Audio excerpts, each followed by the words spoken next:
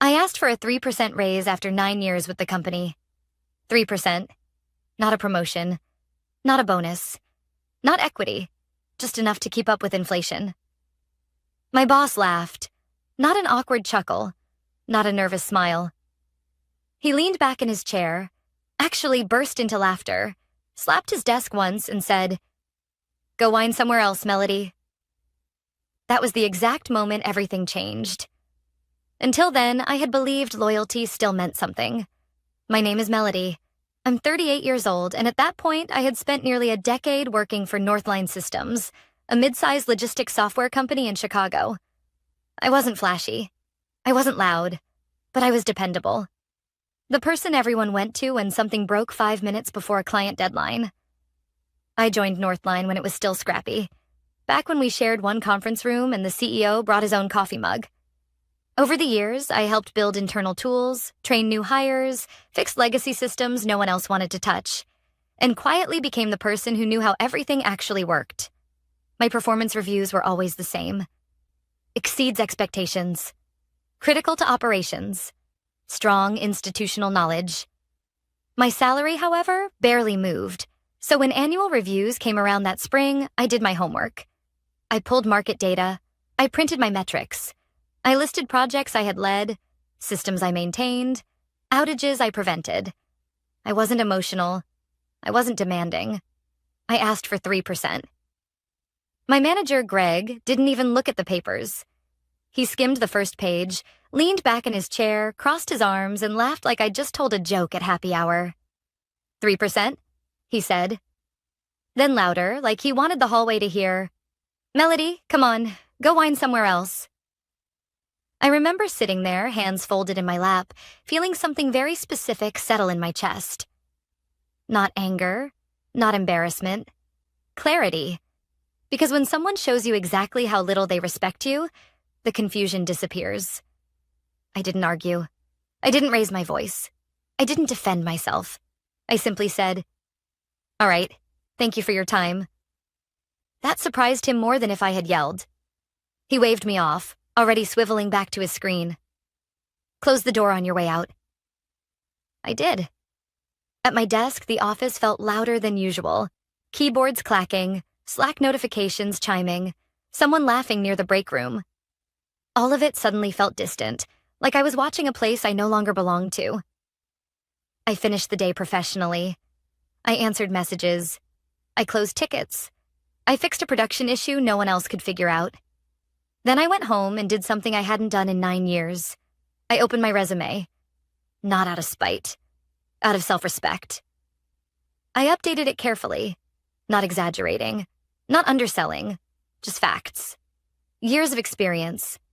Systems I had architected. Clients whose platforms I quietly kept running. I wasn't desperate. I still had a job. But Greg had made something very clear. There was no future for me at Northline. That evening, I remembered a name I hadn't thought about in a while. Daniel Ross. He used to work at Northline years ago before leaving for Apex Dynamics, Northline's biggest competitor. Back then, everyone said he'd made a risky move. Apex had since doubled in size. I still had his number. I stared at my phone for a long moment before calling. Not rehearsing. Not panicking.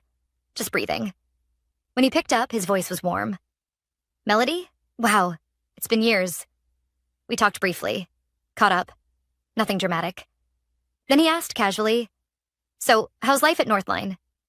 I paused. "Honestly," I said, "I think it's time for a change." There was a beat of silence. Not awkward, interested. "Well," Daniel said slowly, "that's interesting timing." That was all he said. No promises, no pitch. But before hanging up, he added, "Send me your resume. Just send it." I did.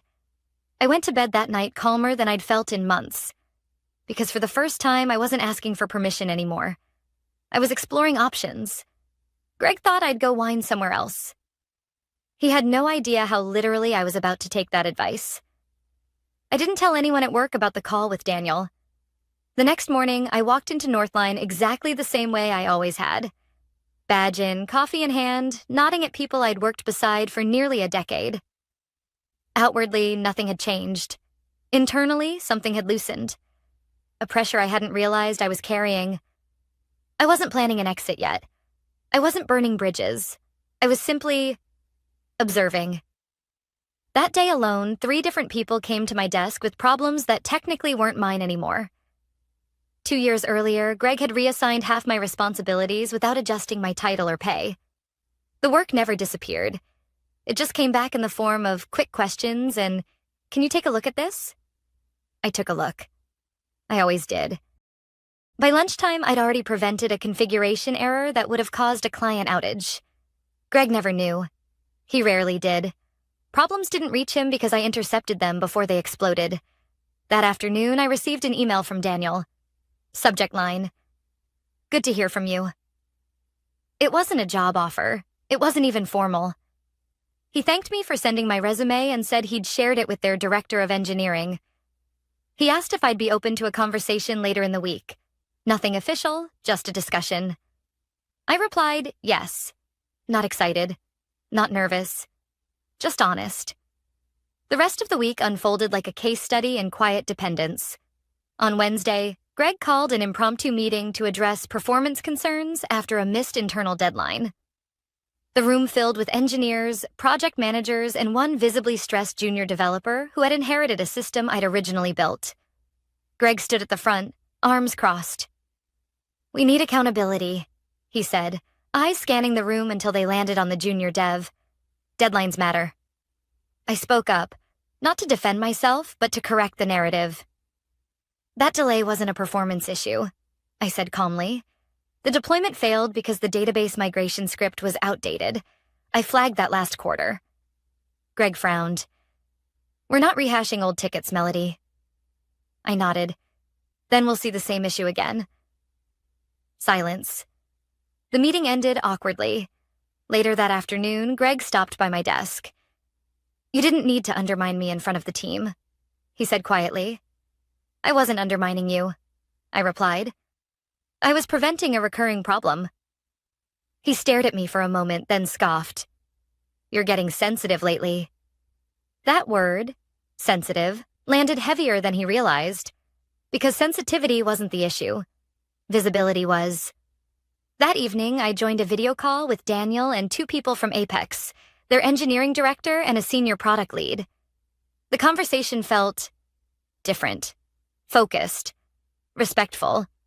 They asked specific questions about systems, about scalability, about how I handled failures. No one interrupted me. No one laughed. When I explained how I'd maintained legacy systems while onboarding new architecture at Northline, the director leaned forward. "Why isn't this documented internally?" he asked. "It is," I said. "It just doesn't get read." They exchanged glances. By the end of the call, Daniel said, "We'd like to continue this conversation. Would you be open to an in-person meeting?" I said yes. At Northline, the tone around me began to shift, though no one said anything directly. Greg became more curt. My calendar invites grew thinner. Decisions I'd normally be looped into were suddenly made without me. It was subtle, plausible, the kind of distancing that leaves no paper trail. On Friday, I overheard Greg talking to HR near the printer. "She's been checked out lately," he said, not as engaged. I didn't confront him. I didn't react. Instead, I documented everything. Not emotionally, professionally. Dates, conversations, project ownership changes, decision exclusions. Years of experience had taught me one thing. When a workplace dynamic shifts suddenly, it's rarely accidental. The following Monday, Apex flew me out. No luxury, no theatrics, just a straightforward itinerary and a day of meetings. I toured their offices, spoke with teams, reviewed systems. They weren't perfect. No company is. But they were growing. And more importantly, they were listening. That afternoon, their director of engineering walked me to a quiet conference room. "Melody," he said, "I'm going to be direct. You're operating 2 levels below where you should be." I didn't argue. He slid a folder across the table. "We'd like to make you an offer." I didn't open it right away, because back at Northline, Greg still thought I'd gone to Whine somewhere else. And very soon, he was going to realize just how badly he'd underestimated where that whining led. I didn't open the folder immediately. That wasn't a tactic. It was instinct. Years of corporate life had trained me to pause before reacting, to read the room before reading the paper. The director of engineering, Mark, sat across from me, hands folded, expression neutral but attentive. This wasn't a pressure play. It was the opposite. "Take your time," he said. "We're not in a rush." That alone told me everything I needed to know. I opened the folder carefully. The number on the page made my breath catch. Not because it was flashy, but because it was fair. More than fair. The base salary alone was nearly 3 times what I was currently making.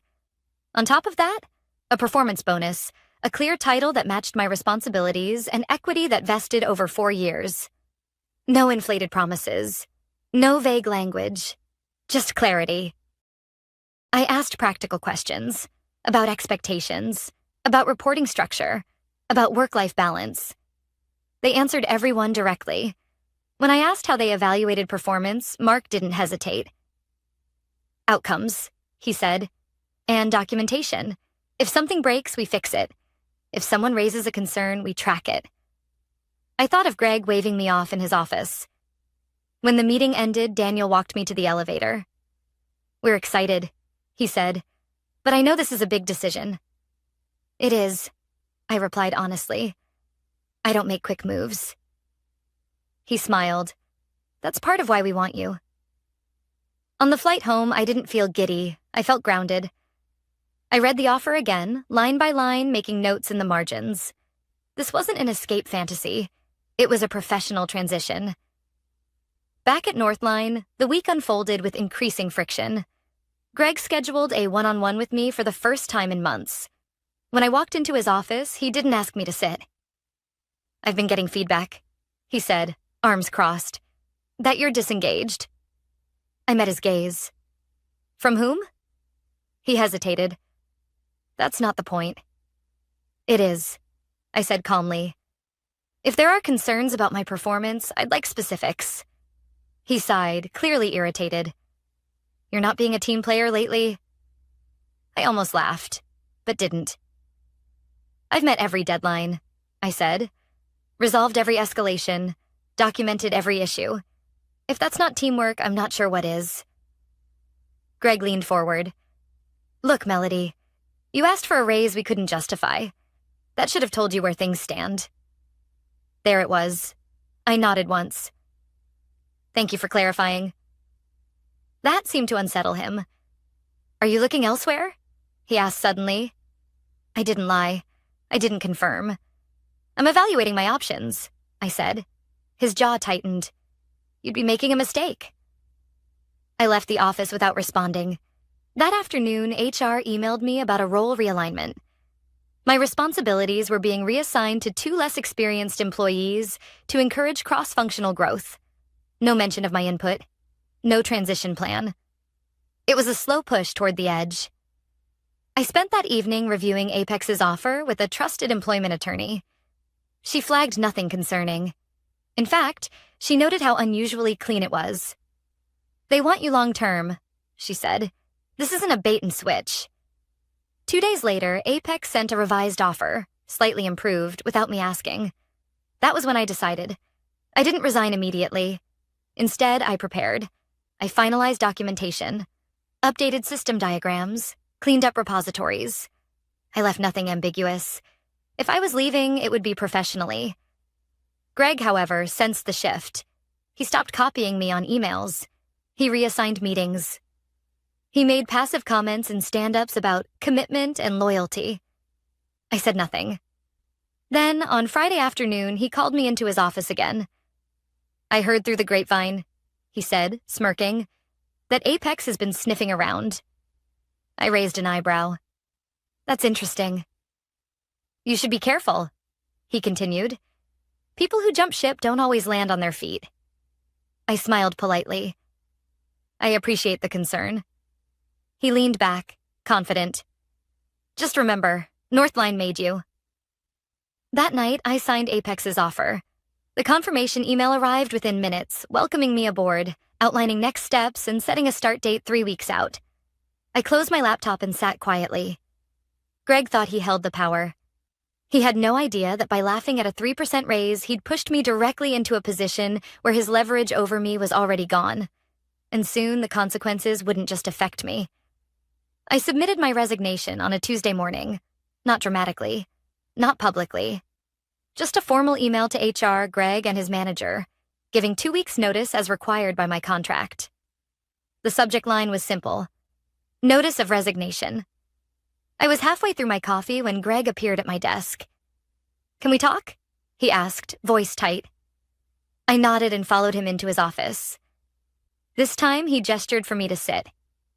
"You're really leaving," he said, as if saying it out loud might change something. "Yes." "For Apex?" he asked. "I'm not discussing details," I replied evenly. He exhaled sharply. "You realize you're putting us in a tough spot." I almost corrected him, but didn't. "That wasn't my intention," I said, "but my decision is final." He stared at me for a long moment, then leaned forward. "We can revisit compensation." I waited. "How much?" I asked. He hesitated. "Well, maybe 5%. 6% if we can get approval." I didn't respond right away. "Greg," I said finally, "you laughed when I asked for 3%. His face flushed. "That was a misunderstanding." "No," I said calmly. "It was clarity." I stood. "I'll support a smooth transition over the next 2 weeks." As I walked out, I felt something I hadn't expected. Relief. The next few days were chaos. The 2 employees who had inherited my responsibilities quickly realized they didn't have the access, or the context, to manage the systems I oversaw. Tickets piled up. Deployments stalled. A client escalated an issue directly to senior leadership after a reporting dashboard failed during a quarterly review. Suddenly, my calendar filled again. Greg stopped by my desk constantly, asking quick questions that were anything but quick. I answered professionally, but I documented everything. By Thursday, the director of operations requested a meeting. "Melody," she said carefully, "we're concerned about continuity." "I understand," I replied. "Is there any chance you'd consider staying on longer? As a consultant?" I shook my head. "I've accepted another role." She nodded, clearly frustrated, but not with me. That afternoon, Apex announced a new enterprise partnership with Northline's largest client. The news spread fast. Slack channels lit up. Executives scrambled. Greg stormed past my desk without looking at me. By Friday morning, Northline's leadership called an emergency meeting with the technical teams. I was invited. Greg wasn't leading it. The VP of engineering stood at the front, visibly stressed. "We're experiencing resource gaps," he said. "We need full transparency on system dependencies." I spoke when asked. Factually, calmly, no embellishment, no blame. After the meeting, the VP pulled me aside. "Why wasn't I aware of how much you were handling?" he asked quietly. "I documented it," I said. "It's all in the internal wiki." He sighed. "I'll review it." Greg didn't speak to me for the rest of the day. The following Monday, HR requested an exit interview earlier than scheduled. The tone was different, more careful. "Would you be open to delaying your departure by a month?" the HR manager asked. "We're prepared to offer additional compensation." I declined. By midweek, word reached me, unofficially, that Apex had recruited 2 more Northline engineers, Greg's team, engineers he'd dismissed as replaceable. The tension in the office was palpable. Meetings grew shorter, conversations quieter, people avoided eye contact. On my final day, Greg called me into his office one last time. He didn't sit. "You planned this," he said flatly. I met his gaze. "I planned my career. You laughed." He scoffed. "You think Apex won't treat you the same?" "I don't know," I said honestly. "But they didn't start by mocking me." There was nothing else to say. I packed my desk, lighter than it had been in years, and walked out with a polite goodbye to colleagues who suddenly seemed unsure whether to congratulate or apologize. 2 weeks later, I started at Apex. On my first day, I was given access, authority, and a clear mandate. 3 days in, I learned that Northline had missed a major delivery deadline. A week later, their stock dipped after losing another client. Greg's name appeared on an internal restructuring memo. I didn't celebrate, but I didn't feel guilty either, because I hadn't sabotaged anything. I had simply gone somewhere that valued what Northline had taken for granted, and Greg was about to learn the difference between losing an employee and losing the person who quietly held everything together. 3 months after I left Northline, the noise finally settled enough for patterns to become clear. From the outside, it looked like a normal corporate transition. A few press releases, a quiet restructuring. Leadership changes framed as strategic realignment. Inside the industry, though, people understood exactly what had happened. At Apex, my role expanded quickly, but not chaotically. I was brought in to stabilize systems, document risk, and build processes that didn't rely on institutional memory living inside one person's head. The irony wasn't lost on me. On my second month, I was invited to sit in on a client call. Not as support, but as lead. The same client Northline had lost weeks after my departure. They didn't ask about Northline directly. They didn't need to. They asked about continuity, about reliability, about whether Apex planned to grow responsibly or burn out chasing margins. I answered honestly. After the call, Daniel smiled. You see why they wanted you? I did. Meanwhile, news from Northline filtered in through former colleagues and industry contacts. The kind of information that never appears on LinkedIn. Greg had been reassigned, then quietly let go. Not for my resignation, not officially, for failure to anticipate operational risk.